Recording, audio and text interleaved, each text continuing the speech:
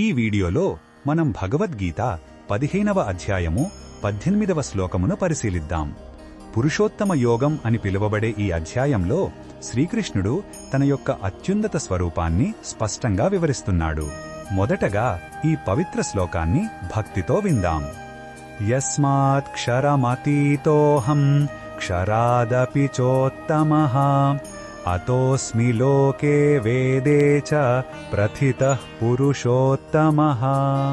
ఈ శ్లోకం అర్థమేమిటంటే శ్రీకృష్ణుడు ఇలా చెబుతున్నాడు, నేను క్షరుని అంటే నశించే ఈ భౌతిక ప్రపంచాన్ని దాటి ఉన్నవాడను.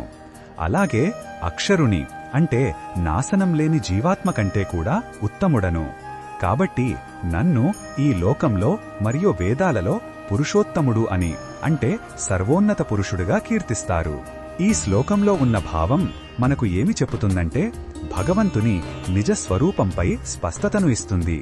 మన అస్తిత్వం నశించే శరీరం, నశించని ఆత్మ మధ్య ఉంటుంది. కాని భగవంతుడు ఈ రెండింటికీ అతీతుడు, వాటికి మూలం ఆయనే. ఈ జ్ఞానం మనలోని గందరగోళాన్ని తొలగించి ఆయన ఎవరు, మనం ఎవరనే సత్యాన్ని చూపిస్తుంది.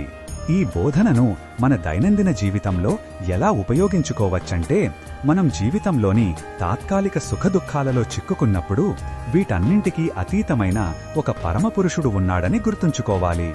ఆయనకు శరణాగతి పొందడం ద్వారా మన చిన్న సమస్యల నుండి బయటపడి గొప్ప శాంతిని, ధైర్యాన్ని పొందగలుగుతాము.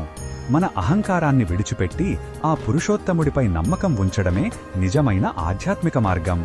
మరిన్ని భగవద్గీత శ్లోకాల అర్థాన్ని తెలుసుకోవాలంటే మా తదుపరి వీడియోలను తప్పకుండా చూడండి.